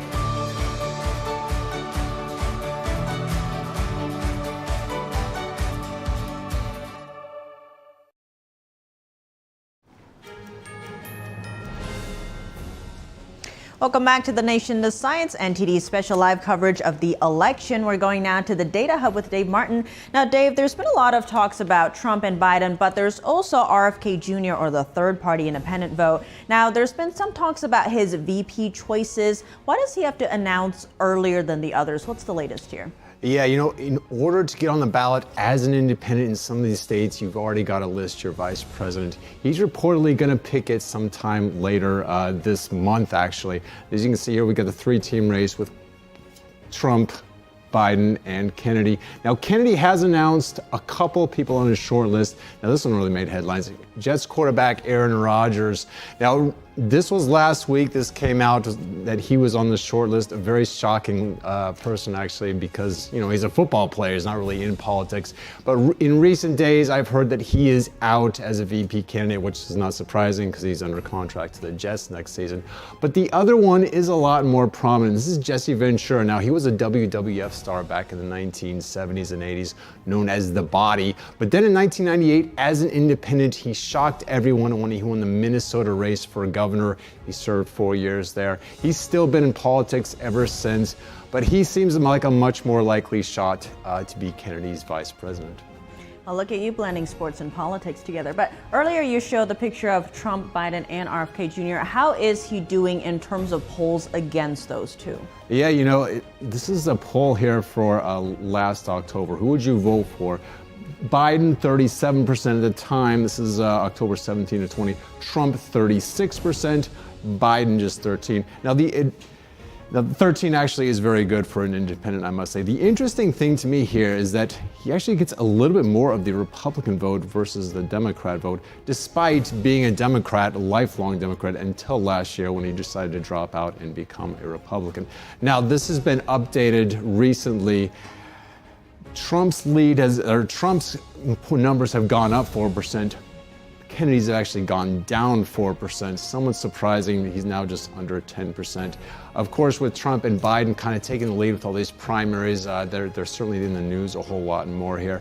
But you can also see Trump has actually gotten a little bit more of the black vote here, up to 17%. And the Hispanic vote, is very surprising to see him with that lead here as well. So it'll be very interesting to see if these numbers indeed hold up. It looks like he is still taking more from the Republicans in this chart.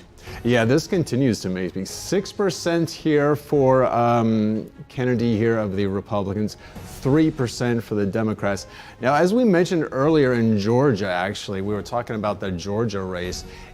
Trump had just 11% of the voters, the black voters in the 2020 poll, up to 17% recently, and that's reflected right here in that 17%. That'll also be very interesting to see if that continues to hold up. This is nationwide. That was, of course, just in Georgia, but this is a nationwide poll here. So it'll be interesting to see how long these numbers actually hold up here. Given that, too, we're also seeing the Latino or Hispanic vote was really important for President Biden in 2020. It seems he's losing some of that to Trump. We're seeing the Biden campaign trying to get back some of that vote with this new Biden, Harris with the Latinos. How do you see that fitting in as these numbers are coming out? You know, this is a shocker to me. I saw Biden with the exit polls had almost 2/3 of the Hispanic Latino vote 4 years ago. As you can see, now he's actually trailing Trump here, 33 to 35%. It's kind of showed how the Republican Party has kind of flipped some of their voters. A lot of them are actually now more manual labor kind of people who are getting more of their support. I think they're feeling the effects of the economy, or really the inflation, hurting them the most. A lot of them, especially those being hit in those rural areas, a little bit more disproportionately. The rising costs of food and gas, you're seeing that here with these Hispanic and Latino voters for sure. Quite fascinating indeed. Dave Martin with the Data Hub, thanks for that. And Steve, back to you at the desk. And now let's check in with our own NTD's Iris Tao, who's standing by with us at the North Lawn of the White House. Iris, great to see you again. What can you tell us from the White House?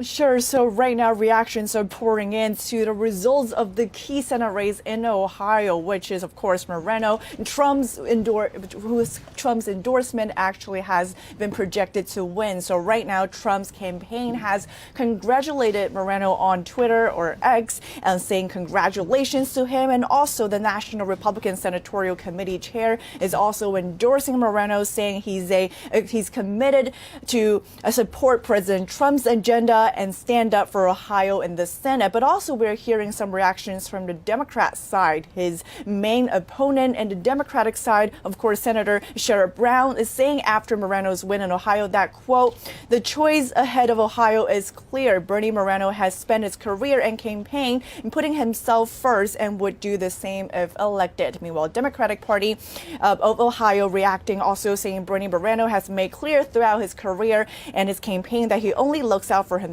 not the people of Ohio. So right now we're seeing a highly contested race being set up in November in this deep red state, which former President Trump has carried for the past two presidential elections. Republicans are really trying to flip the seat red in November, which of course we know that Democrats already have a razor thin majority in the Senate. If Republicans can actually claim this back, that would mean a very significant difference. Meanwhile, we're also seeing, of course, a Biden-Trump rematch increasingly clear as we get more and more close to November. President Biden is right now campaigning in Arizona, Phoenix, saying, quote, to Latino voters that, quote, "I need you, Kamala, and I desperately need your help because, look, there's only about 6 or 7 states that will determine the outcome of this election. They're toss-up states, and this is one of them." And President Biden has been on a campaign blitz to different battleground states and telling voters that they're facing a very important choice in November, often touting his own theme of democracy versus what Trump will propose to this country. Meanwhile, former President Trump is, of course, also celebrating his win in today's primaries on his own Truth Social account, but also looking ahead to next week. President Biden will be in North Carolina, again hitting the campaign trail and also campaigning in New York City with two former presidents, Barack Obama and Clinton, and that to further his Democratic agenda come this November. Back to you. NTD's Al, as always, great reporting from the White House. And now back to our in-studio panel, where we have Arlene Richards, NTD legal correspondent, and Chris Beers, NTD's political correspondent. Arlene, great to have you here. Trump's legal cases, they've sort of become part of his campaign to a certain degree. With so many of them filed, it can be hard keeping up with all of the updates ranging. The latest in his civil fraud case, where a massive judgment was handed down to him. In order to appeal it, he appears to be having a difficult time coming up with the $464 million bond. Yeah, Trump can't find an insurance company to cover the judgment, which is over $500 million if you include the interest. Now, his attorneys say they asked 30 insurance companies, and one broker said it's a practical impossibility. Now, Trump would need nearly $1 billion in cash and securities to get the bond. Now, his lawyers have asked the appeals court to delay posting the bond until after the appeals process is over, but Letitia James, the Attorney General, could still try to seize his assets and secure the cash. Yeah, Trump may have another option here too. Former federal prosecutor Andrew Cherkasky said that Trump could plead the eighth, that being the Eighth Amendment of the Constitution, about cruel and unusual punishment. It says you can't charge excessive fines, and Trump supporters are definitely saying that this fine is excessive, so that's one path that Trump could use here. To give you a sense of the scale here, Trump's insurance broker, Gary Giletti, the president of one of the world's largest privately held insurance brokerages, says that these bonds of this scale are very, very few and far between, and they only hit companies that are publicly traded on an international scale, not private individuals or private businesses. So Trump is obviously furious about this. He's been posting about it on Truth Social all day, calling it election interference, a witch hunt, over and over again actually today. And it makes sense. I mean, they're going after his wallet, and in no small way. Moving on from Trump's New York civil fraud trial, Arlene, what's the latest in Trump's Georgia case? Well, Nathan Wade resigned after Judge McAfee ruled on the disqualification motion. He said either Wade or Fani Willis had to resign to cure an appearance of impropriety. So Willis wasn't disqualified, but Trump's attorneys are appealing the decision. Now, this case is particularly problematic for Trump because it's the only case that he can't pardon himself from if he becomes the president. But on the other hand, this case could still go away because of Willis's ethics violations, which have put a stain on her as well as the case. And to your point about a stain on this case, Arlene, I mean, this is political rocket fuel for the former president. He's been saying all along these cases are a witch hunt, it's election interference, it's run by corrupt people. And here you have the judge in this case saying that there's an odor of mendacity, which is basically a fancy word for lies, surrounding this case due to Fani Willis's and Nathan Wade's actions. Moving forward, you can definitely expect Donald Trump to harp on this again and again, coming back to it, saying, hey, look, I said they were corrupt and they're corrupt. That's what he could be saying. So in terms of narrative with this Georgia case, he's definitely winning, at least for now. He's also winning in the Republican National Committee. His daughter-in-law, Laura Trump, was recently stepped in as the co-chair there. They're gutting the organization, realigning it around MAGA values. So now he has this RNC powerhouse behind him, and potentially all the funds that come with it to help him fight the legal battles that he has. Really fascinating discussion. Thank you both, covering a lot of ground there. And there's still so much more tonight. We'll be back very shortly on The Nation Decides.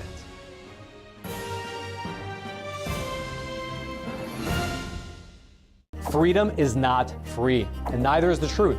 In order to bring you the facts, our reporters are out there on the front lines getting the true story. Some of them served 10 years of prison in China. We've been censored on social media. Our Hong Kong printing offices were set on fire, and we've been repeatedly attacked by the Chinese Communist Party. But no matter what, we believe that you deserve the truth, and so we'll continue to bring the truth to light. Head on over to getepic.com and try honest journalism that is based in truth and tradition. We'd love to have you on board.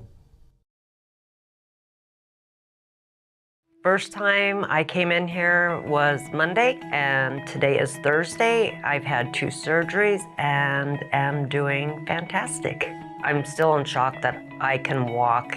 That's all within 4 days. In 4th grade, I was diagnosed with scoliosis. I had 70 and 60-degree curvatures. Went to Shriners Hospital in LA. It's been fused ever since. I noticed a lot of pain going down my left buttock into my thighs and into my calf. I could be standing there and my legs would just go out. I went through pain management for 2.5 years, and the pain management specialist told me there was nothing more he could do for me. We actually did our own research, and next thing I know, Dr. Benatti called, and he told me immediately over the phone what my issue was without even seeing me. I was in a twilight stage during surgery, and you can actually say, where are you feeling that pain? And it immediately stops. Hold the leg up there. No pain here? No. No pain here? No. No pain on the butt? No. All of a sudden, they're all, do you want to get up and walk? Well, I couldn't walk before, and I got up and I just started crying because I had no pain. And I had all my weight on my left leg and on my right leg, and I walked a straight line with no assistance, no falling, No grabbing onto the walls, nothing. I held my own weight. And that's the first time in months that I was able to walk by myself. Bonatti succeeds where others fail.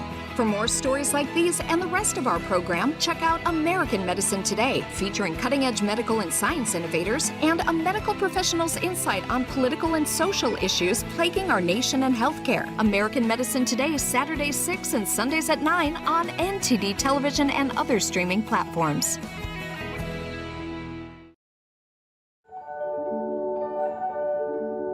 There's always a searching process for beauty. You know it when you see it.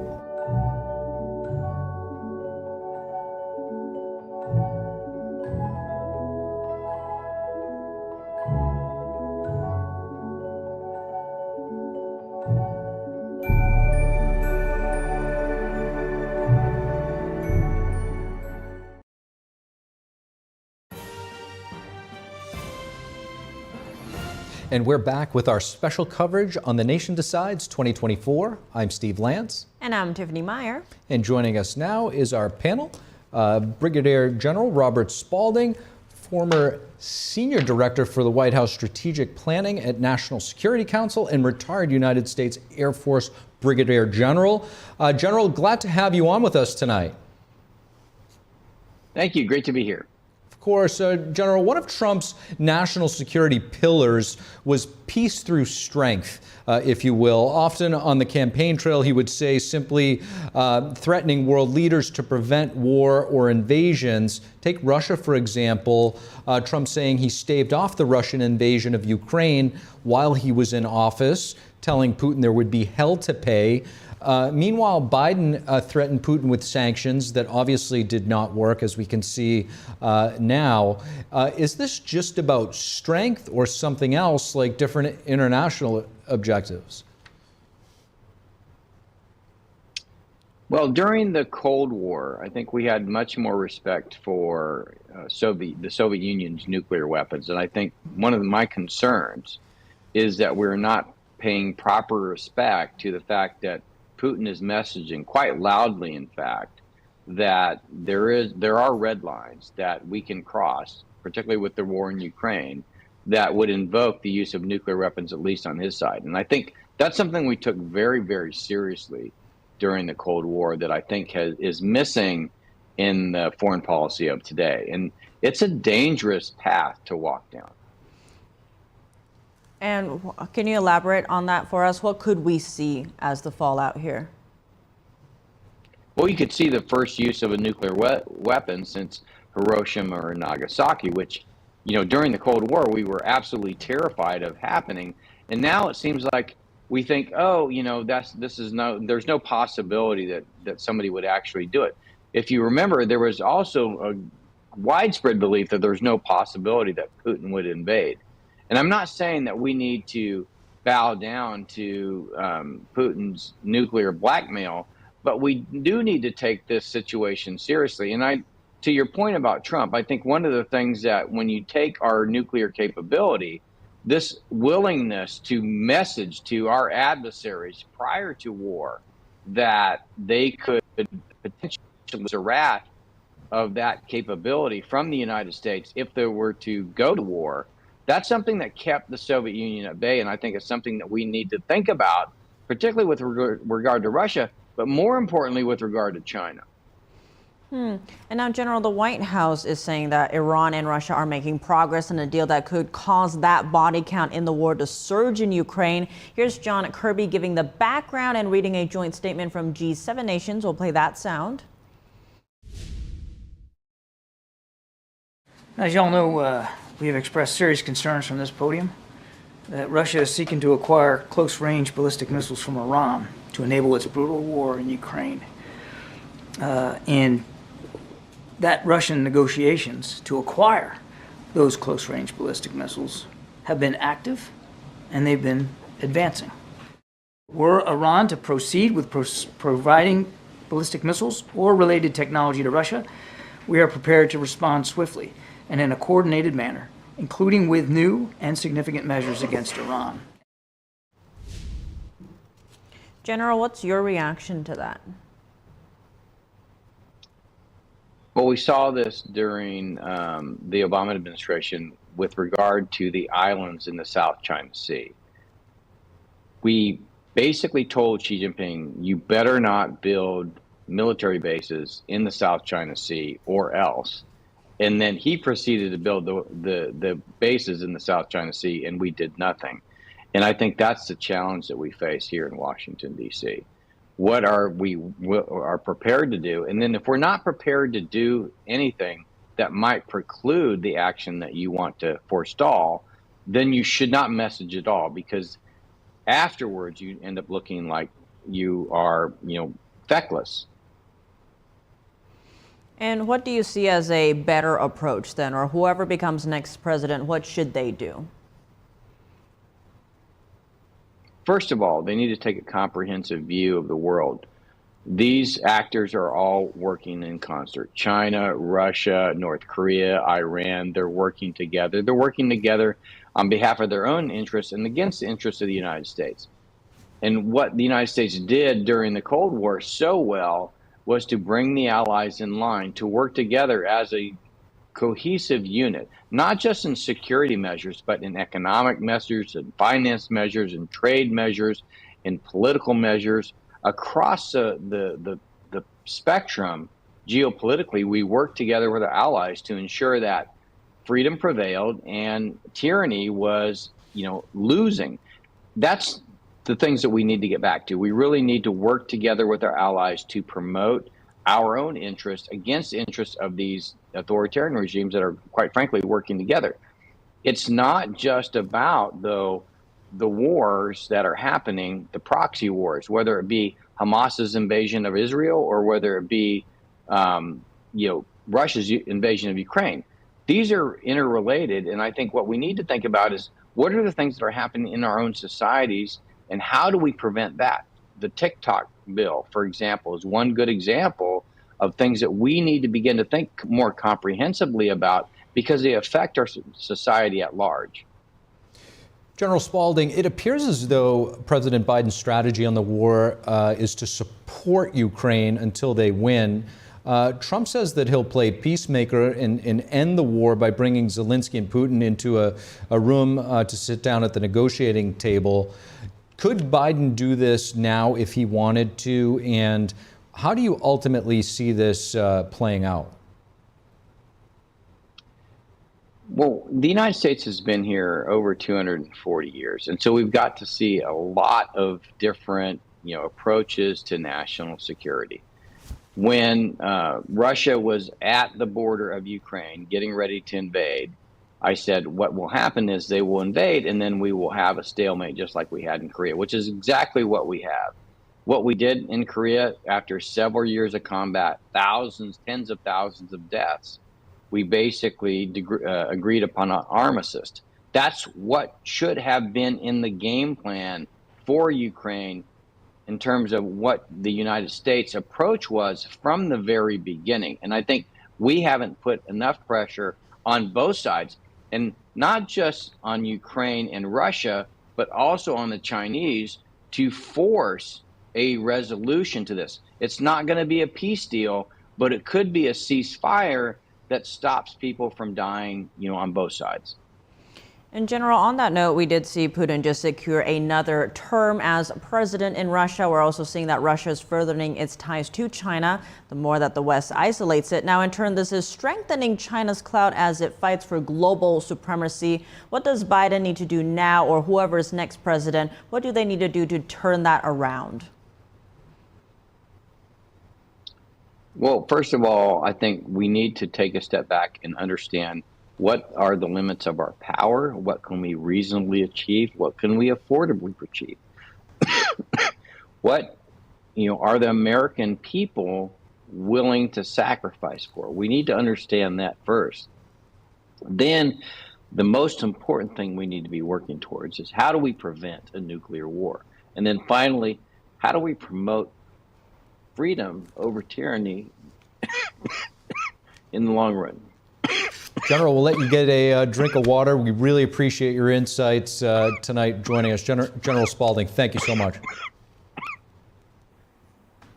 And now turning to our in-studio panel is Arlene Richards, NTD's legal correspondent, and Chris Beers, NTD political correspondent.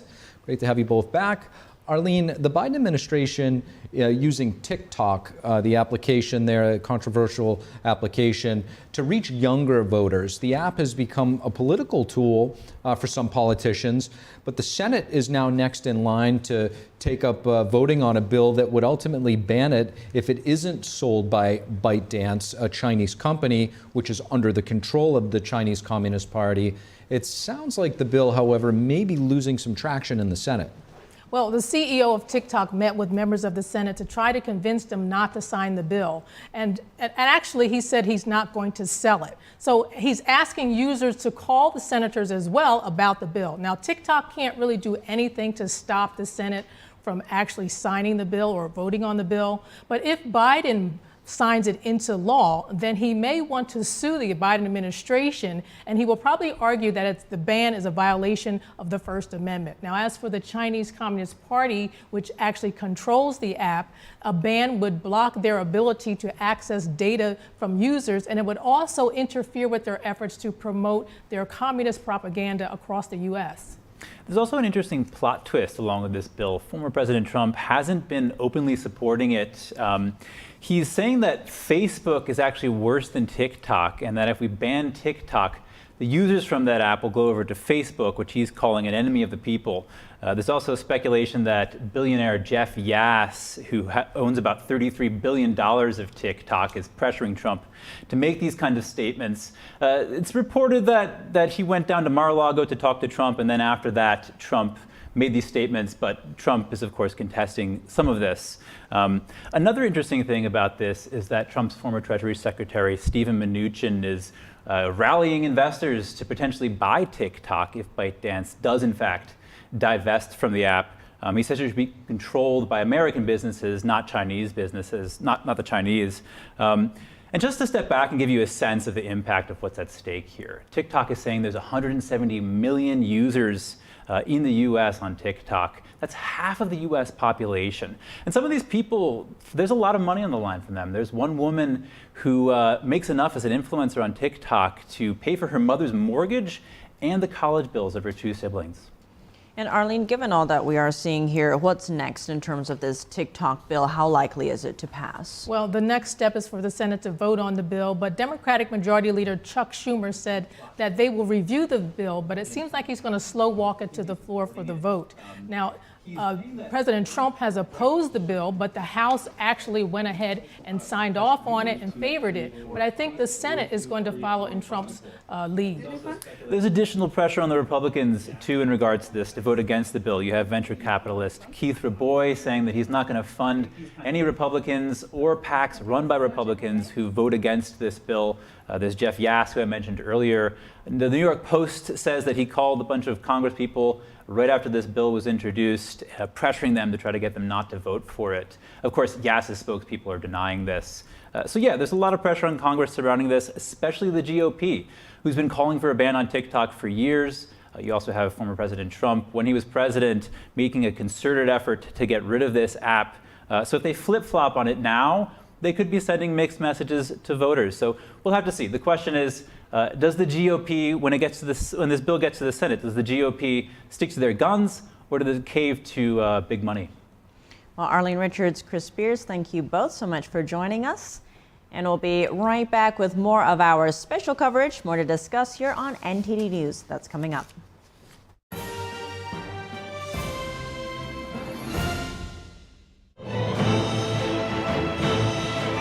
A performance that truly matters. For each and every one of us.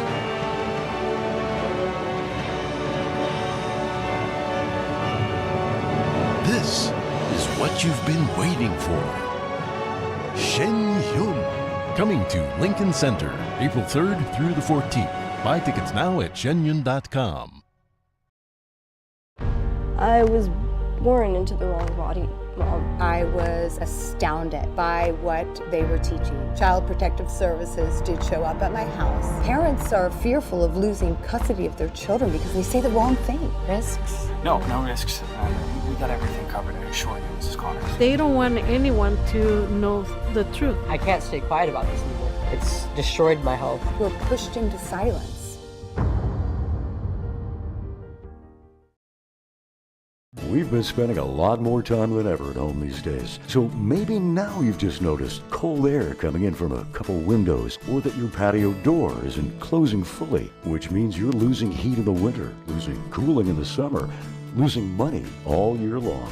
And that means now is the time for new windows and patio doors from Renewal by Andersen. Most installations are usually done in just one day. Renewal by Andersen windows and doors can help lower your heating bills and air conditioning bills with their most energy efficient glass available. Only their windows are made with Fibrex material, proven to be 2 times stronger than vinyl, and they're backed by a 20-year warranty. And right now, when you buy one window or patio door, get one at 40% off. Plus, there's no money down, no payments for 12 months, and no interest for 12 months. Plus, an additional $200 off your entire purchase. 1-800-968-1443. One single person is sometimes all it takes to change the course of history. With courage and great effort, our ancestors built the pillars we stand on today, leaving us a legacy of art, music, and wisdom. At the heart of almost every culture is our relation and connection with the divine. Today, their profound contemplations, beliefs, and great sacrifices have at times become misunderstood and even ridiculed. With the help of academic experts, we'll shine a new light on some of the most influential and courageous characters in history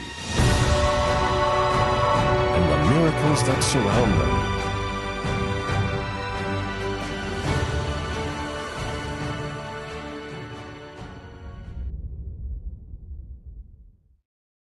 How prepared is your family if a tornado shows up at your doorstep, or a flood, or a hurricane? You can't just turn away a natural disaster. That's why it's important to go to ready.gov/plan now. It has the tools and tips you need to make an emergency plan with your family. So if disaster comes knocking, let's go. You'll be ready to help keep your family safe. It's just a pizza. Yes. Make a plan today.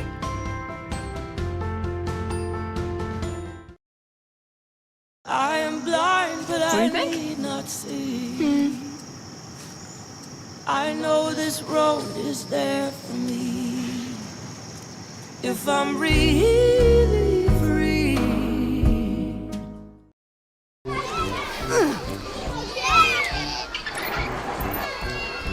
If you love them enough to crawl into a play place to get them to come down, then surely you'll check nhtsa.gov/the right seat to make sure they're in the right car seat.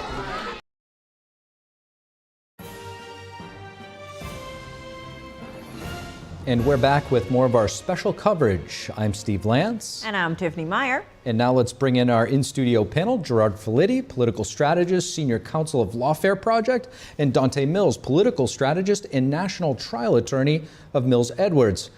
Well, guys, I think we kind of assumed what we saw tonight play out in terms of the presidential, but there was one race that everybody was kind of paying attention to. That was the race for Senate in Ohio, specifically the primary there.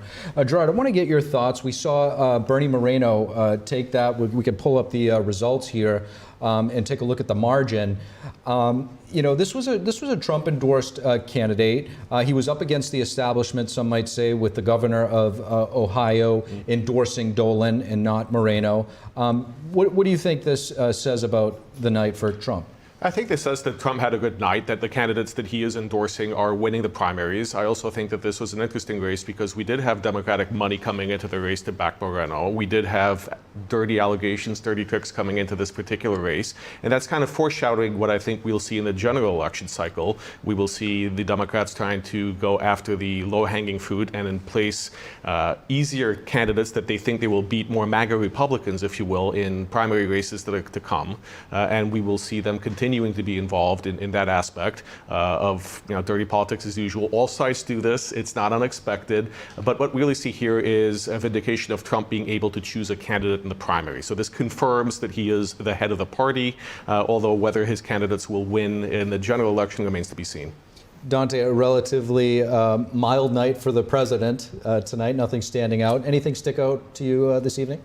Yes, and you talk about Donald Trump truly reemerging as the head of the party. There was some dispute or debate as to whether or not he can get that crown back after losing the presidency, and there were challengers. But I think as we move forward, it's clear Trump is the nominee, right? He has people that he's backing that's getting, that's winning the right to go up in these Senate seats and other seats around the nation. But what we have to focus on is how he unites the people that he went against in the primaries. And we're talking about Ron DeSantis, who presumably still runs Florida. And Trump is going to need Florida to win this general election. How does he heal that? Because there is some debate or there's some dispute there. How does he make that work? We know that Mike Pence said he's not going to back Trump. What impact does that have? And can Trump heal that wound?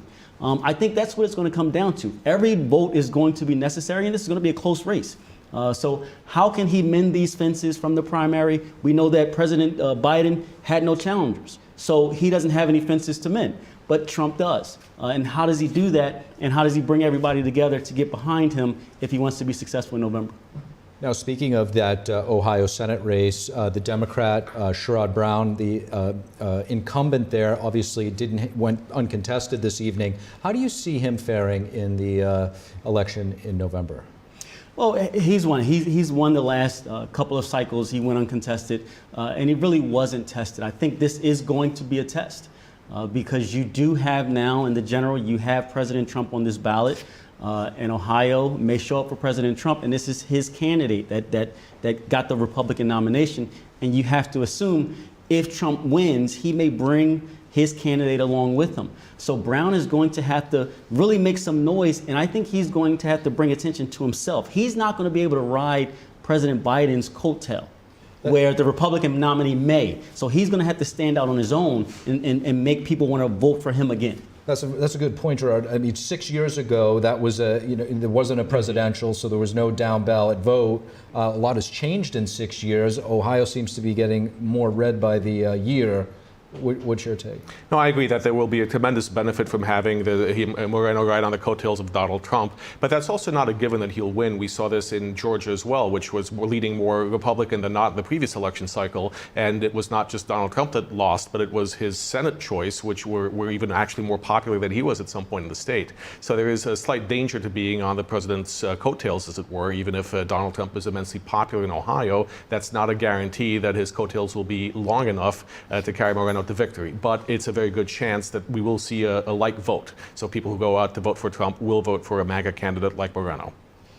Given, speaking of former President Trump, he does have a slew of legal cases. Dante, how do you see that fitting in? If Trump is convicted, how is that going to impact voter turnout? Could it help him or would it just hurt him? I think it's going to hurt him. I know there's people that's going to back Trump no matter what, but there's no way that I can sit here and realistically say that if a presidential candidate was convicted of a crime, that it's a bonus somehow. I don't think that's the case. I think it's going to hurt him. There are people who are independent, who are leaning on the fence, and they're watching these cases. And if one comes down not in his favor, at least at a minimum, they may stay away. And that hurts him. So I don't think there's a win here if he loses a criminal case, which is why he's trying to push all of these cases back so that people are saying, well, maybe it's not a real legitimate case. They can still have that position and you won't have a guilty verdict or something confirming that these cases are legitimate, which may scare people away. Gerard, what do you make of that? There are people saying there's a two-tiered justice system. What do you make of all of this? Well, there may very well be a two-tiered justice system that's not necessarily relevant to what Trump's need to defend each of those cases on the merits, which he still needs to do. And ultimately, that argument is one for jury nullification in the courtroom, but for the voters, it really goes to the hardcore Trump supporters, people who think that there is an inequity, that their candidate was robbed of the election last time, and are more likely to come and vote for him because they see this unfairness perpetuating in the criminal charges that he's facing. However, I don't know that plays that well with independents, and I agree that the voters who are most likely to make a difference, the independent voters, the moderate voters, may well be turned off by a Trump conviction. Speaking of independence, let's talk about RFK Jr. So there's this piece out in Slate titled, "Trump and Biden should both be terrified of the third-party vote." They continue to note that RFK Jr. is polling better than any third-party candidate in a generation, sitting at about 15% in the Real Clear Politics average of a three-way race as of March 11th. Now, how much of an upset would Kennedy be? Who do you see him taking more votes from? Let's start with you.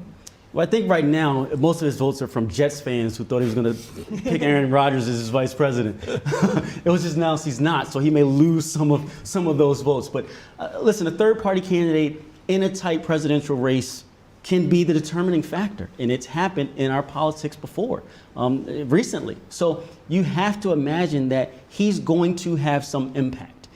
But how does each candidate, former President Trump and President Biden, convince people not to essentially waste their vote on him? That's going to be their job. Convincing Americans that if you vote for that third party, you're taking away a vote from somebody, and that may allow somebody else to get in. You don't want that to happen, so you should vote for me. I think that's what the argument has to be. Don't waste your vote and allow something that you don't want or your worst candidate to get in because you didn't go with the other side. Gerard, what do you make of RFK as a potential spoiler? And also, how do you see candidates doing what Dante was saying and making sure they don't lose that vote?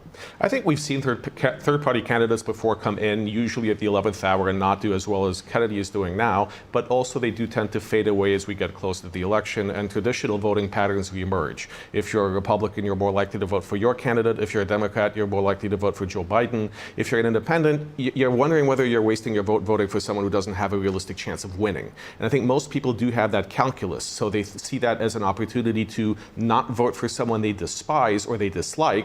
And when we have a rematch essentially of the last election, a lot of people are turned off. A lot of people are going to vote for Kennedy just because of that. But I don't think it's enough to make a difference. I think that ultimately the candidates are doing, Trump and Biden are doing what they need to be doing, which is selling their message to their base, getting their base on board, and then reaching out to moderates and independents.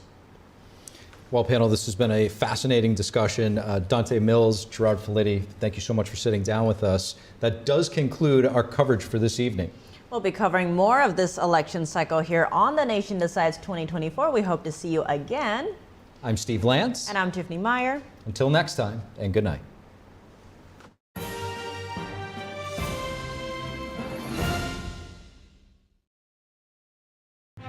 We've moved so far away from the Constitution that in many ways we don't even recognize it. In Hillsdale College's most popular online course, Constitution 101, distinguished politics professors teach you the meaning and history of the Constitution, how it's been undermined, and what it will take to restore it. Absolutely free at learnfromhillsdale.org. You'll learn the principles of American government, discover how the founders established